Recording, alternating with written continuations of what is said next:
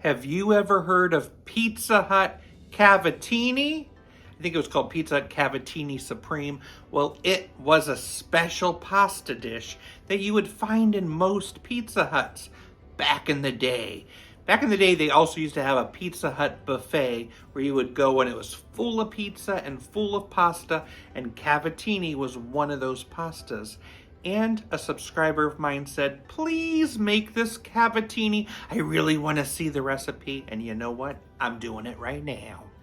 This pasta dish is wild because it contains 3 types of pasta. A 1/4 pound of rotini, a 1/4 pound of shells, and a 1/4 pound of these. Remember? Wagon wheels. I haven't seen them in forever, and they're hard to come by, but they are around.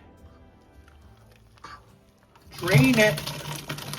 In a pan, we need to cook up an onion and a sliced green pepper. It also calls for cooking 2 types of meat, a 1/2 pound of Italian sausage and a 1/2 pound of ground beef. Add a jar of your favorite pasta sauce. Now you need a 9x13 baking dish. We're gonna do some layering. 1/3 of that pasta, 1/3 of that sauce.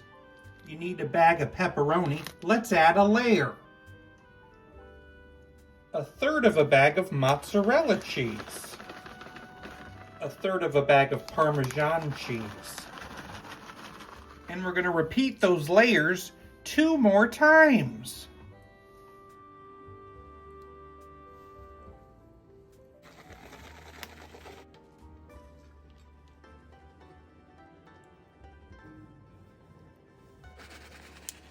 And finish with the last of that Parmesan.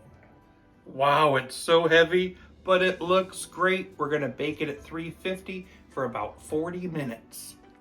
Wow, it looks pretty amazing. Pizza Hut Cavatini.